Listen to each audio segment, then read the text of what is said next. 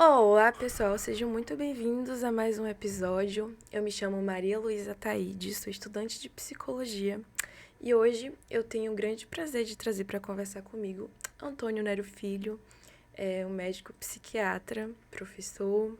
E hoje a gente vai falar sobre excesso de informação, quais são os atravessamentos que isso tem gerado para a gente nos dias atuais. E essa conversa ela se envereda por vários campos, sobre esquecimento, sobre muita coisa. Então vem e acompanha o episódio que está muito legal.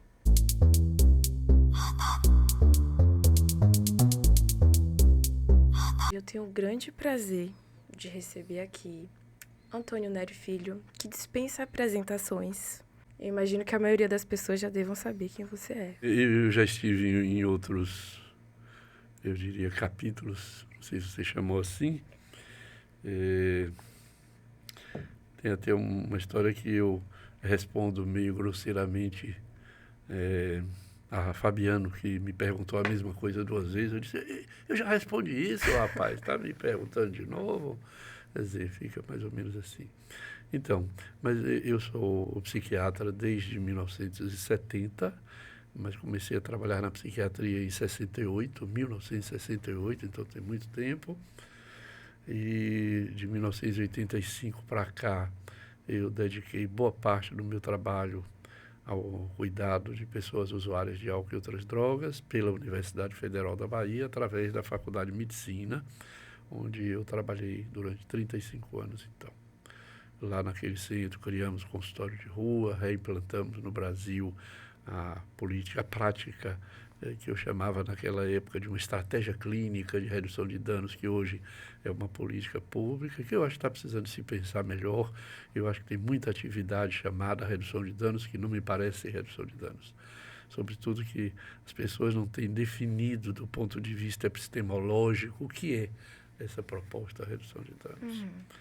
Então, isso sou eu, tenho 81 anos, tenho 2 filhos gêmeos e uma filha, tenho 2 netos e continuo trabalhando na saúde mental, fazendo na Faculdade de Medicina uma extensão que eu chamo Literatura e Saúde, e atualmente trabalhando com a coordenação de saúde mental do município de Salvador para ver se a gente melhora o funcionamento dos centros de atenção psicossocial. Então, estou lendo um pouco mais do que eu li antes, porque eu estou aposentado de algumas coisas, tentando escrever um livro que não passou de 3 páginas, então está precisando voltar a ele.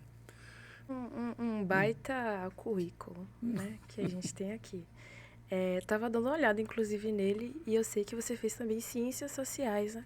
Então, você acaba voltando ao seu estudo dentro da psiquiatria para o campo do social. Isso é muito importante. E hoje a gente trouxe um tema que está muito correlacionado hoje em dia com isso, que é o excesso de informação. Excesso de informação. Como é que isso tem nos impactado? Quais atravessamentos isso tem gerado na gente? Esse excesso de conteúdo que a gente recebe na internet, que a gente recebe na mídia. Maria Luísa, eu não sou sociólogo, em que pese ter feito um doutorado em sociologia por força do meu trabalho na rua. A minha sociologia, eu diria, é uma sociologia urbana e eu diria mais uma sociologia da rua. Sim, sim. Então, terminei indo para a França e fazendo meu doutorado. Por outro lado, as pessoas pensam que eu sou um pesquisador. Eu não sou um pesquisador. Eu sou um clínico interessado pelos humanos. Eu escrevi isso uma vez, inclusive, de que as drogas não me interessam. Droga não ama, não pensa, não fala, não ama. Isso é coisa de humanos. Eu disse, as drogas não me interessam. Eu estou interessado pelos humanos e suas vicissitudes. Eu digo isso como habeas corpus. Quando você me traz um tema como esse, eu só posso pensar isso a partir da clínica. E eu não diria que eu me afastei da clínica completamente. Eu mantenho, quando trabalho com CAPS, quando vejo gente na rua, quando leio, eu penso sempre a partir de uma clínica que tem uma tonalidade psicanalítica, foi o que eu escolhi para trabalhar durante muitos anos, E a sociologia, eu diria a socioantropologia, que veio de outro lado, me dá esta possibilidade. Então, eu não sou um psiquiatra voltado, nunca fui para a farmacologia, mas para as pessoas numa dimensão social. Então, eu acho que tudo que alcança os humanos alcança numa dimensão social. E o que nós temos visto de uns anos para cá é uma revolução, que eu diria, não foi uma transformação simples. Eu penso que houve uma ruptura, né, no modo de pensar, no modo de viver, no modo de se comunicar com a internet, com a possibilidade que esse dispositivo físico criou, abriu, né?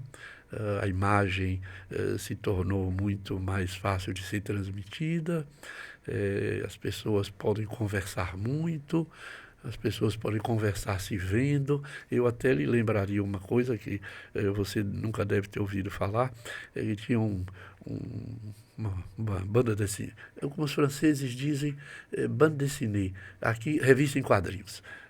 A revista em quadrinhos que tinha uma personagem chamada Dick Tracy.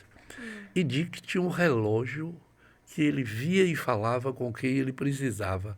Agora eu estou lhe falando dos anos 1955 para 1960. É inimaginável isso que nós vemos hoje, que você pode pagar coisas com o relógio, você vê todas as pessoas pelo seu celular, você pode se comunicar em tempo real com pessoas a uma distância muito grande.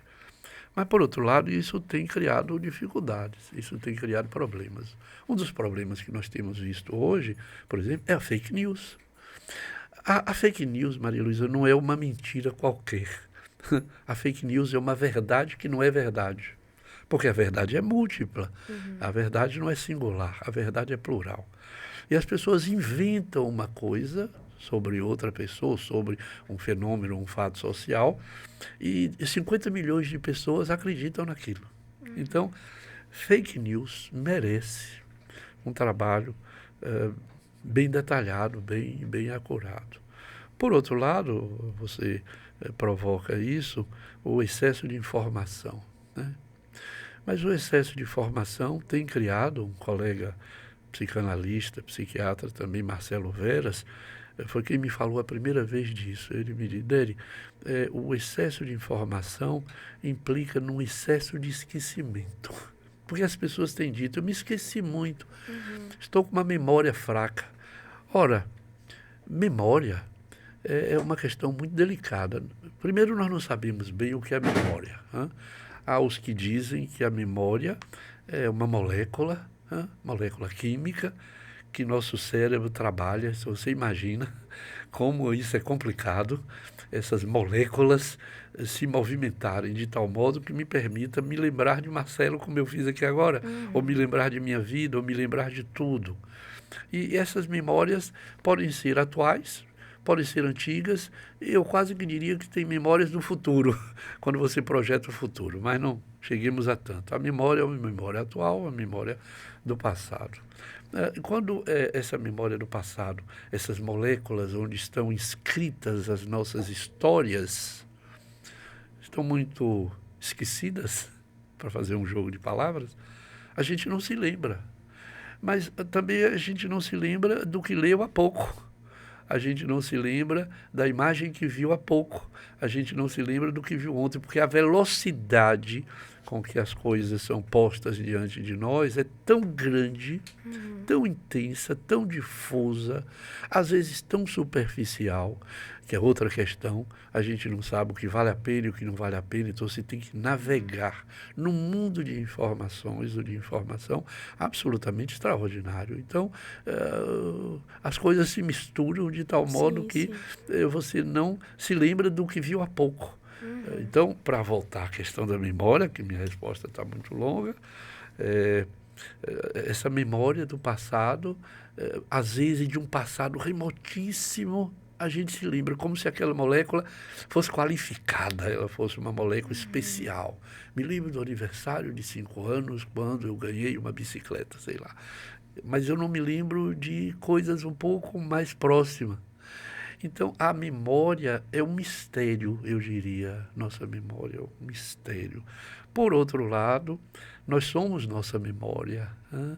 E eu acho que, nesse momento, a nossa memória está complicada, porque ela está, nosso cérebro, sobrecarregado de informações, e então há um privilégio do esquecimento, eu acho. Em Privilégio do detrimento, esquecimento? privilégio do esquecimento em lugar do privilégio da lembrança, da memória aqui no sentido daquilo que eu posso lidar, retomar, recuperar, né, na minha, na minha, na minha história, na minha fala, no meu encontro com uma pessoa. Então, eu penso que hoje nós poderíamos dizer que o privilégio é do esquecimento e não o privilégio da memória. A não ser que a gente dissesse, o esquecimento faz parte da memória.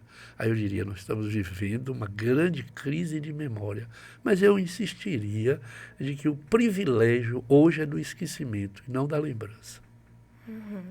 As coisas que a gente vê e não memoriza, portanto, é do esquecimento.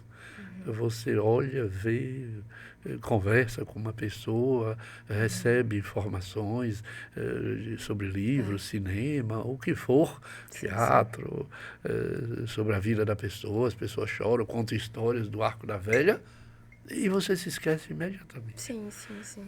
Então, eu acho que nós estamos vivendo o privilégio do esquecimento. O senhor mencionou Marcelo Veras aí, né? Falando sobre essa coisa do excesso de informação e que, na verdade, é exatamente esse excesso, ele menciona isso, eu acho que assisti um vídeo dele mencionando sobre, que é justamente esse excesso de informação que faz com que a gente não dê atenção ao que realmente deveria se fixar em nossas cabeças, né? Não sei se o senhor enxerga mais ou menos dessa forma. É verdade, eu não disse, porque a gente não está fazendo seminário sobre memória, mas é evidente que a memória tem a ver com a atenção. Com atenção. A memória tem a ver também com o seu interesse. Né? Sim, sim. Então, há uma série de fatores implicados na memória. Né? Eu disse há pouco esse exemplo de uma criança de 5 anos que se lembra aos 60, uma pessoa de 60 anos se lembra da bicicleta que recebeu no aniversário aos 5. A distância, 55 anos, e vai morrer sem se esquecer deste fato. Isso quer dizer que houve uma carga emocional, afetiva, o interesse, há muitas coisas em jogo para que aquela molécula, aquela memória, ela não se apaga. Né? Tem uma propaganda interessante, você talvez se lembre, alguns anos atrás, a propaganda foi: o primeiro sutiã nunca se esquece. Então eu fiquei pensando, bom, deve ser uma experiência tão emocionante para uma mocinha naquela época, não sei mais hoje, que recebeu de presente seu primeiro sutiã e se viu no espelho, a propaganda mostrava a mocinha no espelho. Isso deve ser tão emocionante, tão interessante, que a propaganda vai lá e diz: o primeiro sutiã nunca se esquece. Há muitas coisas que nunca se esquece. Na primeira vez, um grande amor, por exemplo, é difícil ser esquecido. Um grande abandono também é muito difícil de ser esquecido. Uma grande traição, aqui no sentido mais genérico da vida, dificilmente é esquecido. Eu me lembro até hoje, isso tem 55 anos, o dia que eu fui à faculdade de medicina e olhei o quadro de aprovados no vestibular da Faculdade de Medicina Federal, e eu não vi meu nome. E eu fiquei muito triste, eu saí chorando da faculdade, porque eu queria ter passado naquele vestibular. Minha vida estava, digamos, suspensa no resultado daquele vestibular. E aí um colega vem correndo atrás de mim, chamando o meu nome, e eu parei, e ele me disse: mas olha, seu nome está na lista. E eu fiquei muito zangado, porque eu disse: você está brincando com uma coisa muito séria? Então, seu nome está lá. E eu me lembro, voltando no terreiro de Jesus, você imagina com que ansiedade, o coração disparado a 140, quando eu olhei, eu vi meu nome. Quer dizer, a minha ansiedade foi tão grande que eu não vi na primeira vez. Mas a emoção foi tão grande por não ter visto, mas também de ter visto depois meu nome, que eu sou capaz de descrever para você a roupa que eu estava, quem estava comigo, onde eu estava. Quer dizer, a emoção o afeto, a situação social, isso tudo é que determina essa memória, aquilo que não desaparece, aquilo que não escapa da sua vida, aquilo com o que você vai viver para sempre. Então, nós temos muitas coisas com as quais... Me lembro também, só para falar de memória e de esquecimento, eu estou falando do que eu não esqueci, eu tenho 2 filhos gêmeos que nasceram na França, em Paris, e quando a moça me chamou, a enfermeira, para mostrar meus filhos, eu olhei para eles e disse, mas como eles são feios. Aí ela me botou para fora da enfermaria, disse, saia daqui, o senhor, que não é possível. Mas eu achei aquelas coisinhas tão feias, aquela cabeça grande, aquele corpinho pequeno. Aí eu saí andando, e sem querer ser pernóstico, eu saí andando naquela rua famosíssima francesa, o Champs-Élysées. Eu subi e desci umas 3 ou 4 vezes, sem saber o que fazer. Então, eu nunca vou me esquecer dessa experiência, porque ela foi tão intensa, tão importante, carregada de tanto afeto para mim, que eu acho que se eu morrer com 100 anos, eu morrerei contando essa história de que eu vi os meus filhos, quando a moça me mostrou isso, mas como eles são feios. Eles até que melhoraram muito.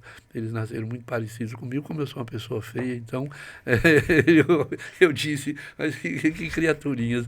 Então, eu acho que a memória é isso. Agora, neste momento, com este excesso de comunicação, com esses dispositivos todos que nós temos agora adiante de nós, eu acho que nós não temos tempo de processar, não temos tempo de ver, não temos tempo de ouvir, não temos tempo de simbolizar. Eu acho, não temos tempo de transformar aquilo que lemos por ser tão intenso, né, que nós não memorizamos. Por isso eu repito para você essa coisa que me veio à cabeça aqui, essa tirania do esquecimento. Por outro lado, Maria Luísa, tem um livro de um sociólogo chamado Sennett, se eu não estou enganado, que ele escreveu alguma coisa sobre a tirania da intimidade.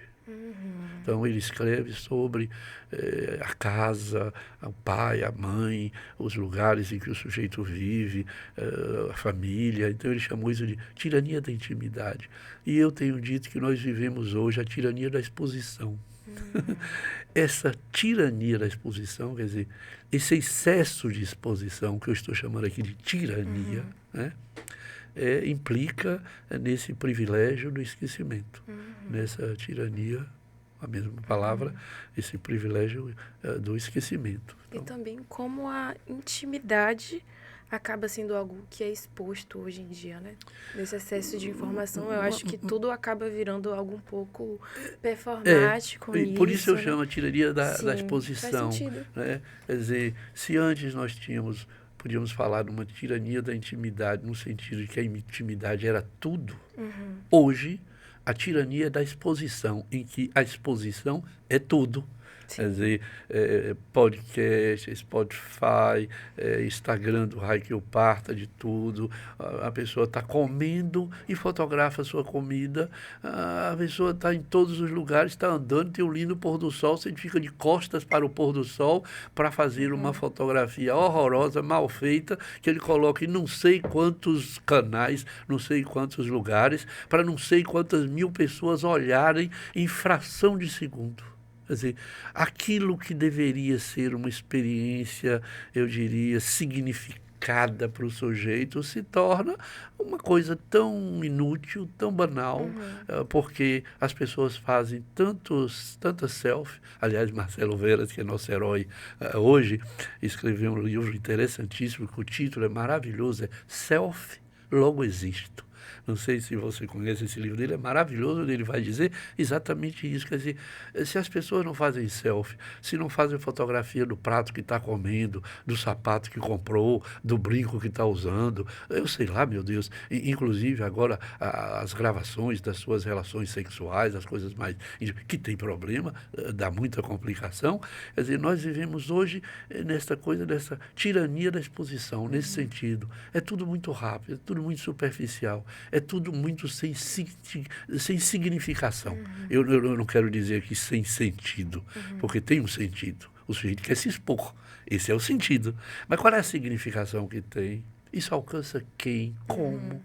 Quem se incomoda com as milhares de selfies que as pessoas fazem nas viagens, né? Quer dizer, fica isso que eu penso, é essa tirania da exposição, que juntando tudo isso dessa nova comunicação faz o que a professora Marilene Chaui, de São Paulo, chamou de uma ruptura. Não é uma adaptação, nem uma simples transformação. É uma ruptura social. Nós estamos vivendo noutra dimensão. E acho até que nós não sabemos para onde vamos chegar. Eu acho que nós estamos em pleno olho do furacão, com todas essas informações, com todos esses fatos que a gente está tratando aqui. Eu não sei onde a gente vai chegar. Talvez a gente reduza um pouco isso, talvez não reduza, talvez adoeça, talvez algumas pessoas se curem de coisas, eu não sei. Eu só acho que nesse momento, o que eu ouso dizer é que na minha experiência clínica, no que eu tenho lido e pensado, nós vivemos um momento particular da história humana, que é essa, nada é mais segredo. Nada é mais distante, não há nada mais distante. Né? Você vê um drone explodindo um hospital em tempo real. Sim. Quer dizer, o que antes exigia um trânsito, exigia um tempo. As pessoas recebiam cartas e elas levavam um tempo lendo essa carta. Eu, quando morei fora do Brasil, eu recebia cartas e às vezes eu guardava a carta. Eu não lia naquele horário, naquele momento que eu recebi, porque aquele não era um momento para ler uma carta que eu queria muito saber das notícias. Então você lia a carta, você lia de novo. Hoje não. Hoje não há mais cartas, hoje tem imagens rápidas, imagens transitórias. Mas, por outro lado, outro dia uma pessoa me disse assim, agora eu posso ver quem eu quiser, onde a pessoa estiver. Aí eu disse, é verdade, eu posso ver meus filhos que moram em Lisboa, meu neto que mora em Lisboa, a hora que eu quiser. Né? Como se ele estivesse aqui. Tem uma mágica nisso aí, né? Não é mais a mágica do cinema que eu fantasiava, me apaixonei por Nova, que quando eu era adolescente. É interessante. Quer dizer, hoje não há distância. Eu diria até, num certo sentido, que não há espaço para a falta. Não há espaço para Há espaço para a falta do outro, da imagem do outro, da voz do outro, porque ela está o tempo todo presente numa mágica da comunicação, que é uma presença ausente. Ou, se você quiser inverter, é um ausente presente. Qualquer das duas formulações, acho que vai dar no mesmo, que é não ter espaço para essa falta. Tudo está em todo lugar. Tudo está próximo. Aspas, né? Porque eu acho que esse excesso, ele, né, aquela frase clichê de Freud, que todo excesso esconde uma falta, mas eu acho que esse excesso de informação, ele dá justamente uma falsa sensação de que a gente está realmente aprendendo alguma coisa, né? Por completo? Por completo. O completo, né? São informações superficiais que passam e a gente, em 20 segundos, se enviesa de um discurso e deixa, às vezes, de construir, por exemplo, um senso crítico. Sim. Né? Não tem tempo. Essa é tempo, outra questão, né? Quer dizer, o tempo, essa coisa fundamental que a gente fala tão pouco, que é sobre o tempo. Eu tenho pensado que o tempo é sinônimo de vida, e vida é sinônimo de tempo. Né? A gente podia ter uma palavra, só temos duas. Na verdade, o tempo a gente inventou. Tem um escrito de Fernando Pessoa, Bernardo Soares, quando ele escreve o livro do Desassossego, tem um texto, se eu não estou enganado, é o texto de número 350 ou 52, para facilitar para quem quiser procurar, em que Pessoa diz que o tempo cronológico é uma invenção, então não vale, porque a gente fragmentou o tempo. Ele diz que o tempo das emoções também não vale, porque pode ser muito rápido ou muito breve. Ele termina dizendo que o tempo talvez não exista. Aí ele compara o tempo de duas rodas que giram no mesmo eixo de um carro. E ele diz, será que uma roda gira num tempo diferente da outra, isso é bem Fernando Pessoa, para no final dizer, olha, quer saber, eu acho que o tempo nem existe, eu vou dormir. Eu acho que, Eu vou nem pensar nisso. Vou eu acho descansar. que isso é interessante. Então, o tempo, mas é sinônimo, né? O tempo e vida, a vida e tempo que a gente não pensa e, portanto, a gente gasta a vida, né? E eu acho que para voltar à sua proposição de excesso de informação, excesso de comunicação, nós estamos gastando mal, eu acho, o Sim, nosso sim. tempo. O tempo é o mesmo, mas a nossa percepção de vida está complicada. A gente acho que nós estamos gastando o nosso tempo, gastando nossa vida de um modo muito superficial, muito sem tempo para que a memória se Sim, faça, sim, para sim. que os fatos fiquem guardados na nossa memória. Sim, E se a gente tivesse tempo, mas talvez seja um próximo momento, a gente discutiria o sim, lugar da poesia sim.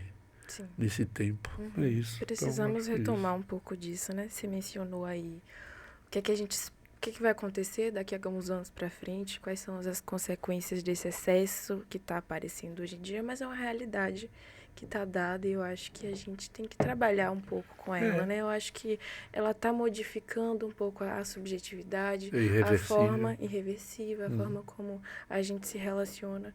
Mas pensando nisso, como é que a gente consegue, de alguma forma, não reverter, mas fazer com, né? Fazer com o que está dado, que é essa realidade. É. Como é que a gente consegue retomar para que essas memórias voltem, essas memórias que são importantes, essas memórias que nos atravessam, voltem, para que a gente consiga construir senso crítico daqui para frente. O que é que você espera, assim, do futuro, para que a gente consiga fazer com Não sei, isso? Não sabe? não sei.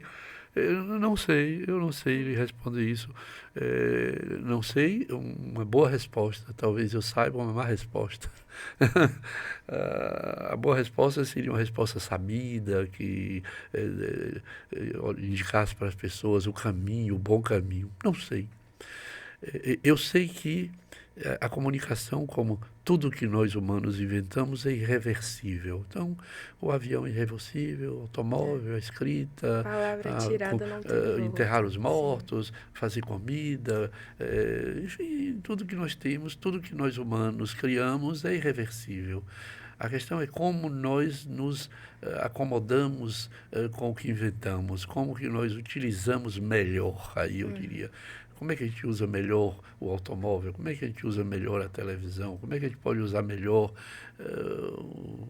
sei lá, a panela de pressão? Como é que a gente pode usar melhor as coisas que a gente inventa? Essa é uma questão. Mas tudo que a gente inventa é irreversível, a não ser que alguma coisa supere aquela invenção. Então, a gente inventa um tipo de caneta, depois inventa outra. A gente tem o automóvel, que é o mesmo, mas a gente aumentou a velocidade, agora os automóveis já estão aí quase que andando sozinho. Eu vi um automóvel outro dia que estaciona sozinho. Eu digo, eu preciso de um automóvel desse. Você aperta um botão e ele se estaciona. Você não É precisa o se preocupar Tesla. com isso. Quer dizer, a gente inventou o automóvel, a gente vai melhorar ou fazer alguma coisa, modificar esse automóvel. Nós estamos num momento da comunicação que eu não sei que direção, onde é que nós vamos parar. Talvez nós adoeçamos e que quando a gente começar a ter uma doença, por exemplo, eu vou lhe dizer uma coisa que eu acho que é séria, o tempo de uso do celular que emite uma radiação de 600 MHz, foi o que me disseram. O celular não é uma bateria comum. Eu diria a você que não é como o celular anterior, desculpe, não é como o telefone antigo, vou chamar assim, que emitia pulsos elétricos. E você podia ficar com o telefone no ouvido um tempão. O celular tem uma bateria que emite radiação.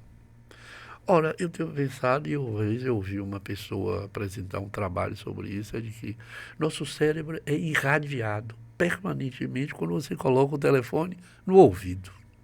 Será que daqui a 20, 30, 40 anos nós vamos ter uma epidemia de tumor cerebral ou de doença cerebral orgânica por força do excesso de aproximação do celular no nosso ouvido?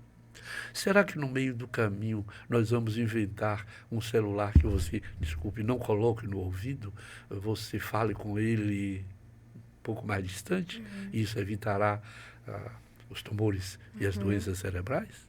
Possível. É possível que nós tenhamos, daqui a alguns anos, uma presença maior do esquecimento em nossa vida e que a gente diga, eu estou esquecendo muito. Eu vou lhe dar um exemplo. Eu não sei mais nenhum número de telefone. Se o meu telefone hoje desaparecesse, eu não saberia como ligar para qualquer pessoa para pedir para alguém me levar. Eu teria que pegar um táxi e dizer, o senhor me leva em casa, quando chegar lá eu lhe pago. Mas eu não sei mais nenhum número de telefone. Quer dizer, eu estou sofrendo de um grave esquecimento. Né? Eu não sei o nome de todo mundo. Quer dizer, você olha o seu telefone, você tem centena, 1 milhar de nomes e pessoas que você, algumas delas foram incluídas porque foram incluídas, mas você não sabe, né? Então, eu penso que só o futuro vivido a cada dia, porque o futuro é cada dia, né? O futuro é cada dia vivido. Então, talvez os próximos dias vividos nos indique como acomodar melhor isso, como reduzir determinadas coisas, como prestar mais atenção talvez a gente exclua da nossa vida determinado modo de comunicação. Sim, sim. É possível, mas aí eu não sei. Veremos. Você verá mais do que eu. Você é muito mais jovem, eu verei ainda um pouco, mas é possível que daqui a 50 anos você se lembre desta conversa e você possa dizer, olha, aquele velhinho lá em 2025, ele disse que talvez, e agora eu vou responder no lugar dele. O talvez é isto, que eu não verei, mas que você talvez possa se lembrar e responder por mim. Dessa memória, tenha certeza. Espero que você responda por mim, porque eu não vou poder responder. Eu também, eu acho que eu, enquanto fruto dessa geração, tenho sentido um pouco dessas consequências. Mas ainda tenho um pouco de esperança, sabe? Que isso seja retomado em alguma medida. E é isso, Nery. Mas nós não falamos de esperança. Você está sendo... Eu estou sendo otimista. Mas eu acho que você está me traindo. Nós não falamos de esperança. Você não me perguntou. E a sua esperança? Eu diria Paulo Freireana.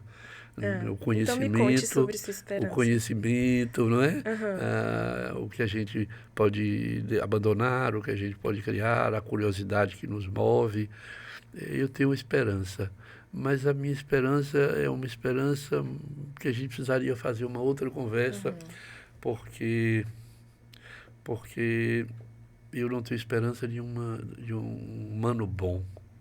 Eu não tenho nenhuma esperança de humanos bons.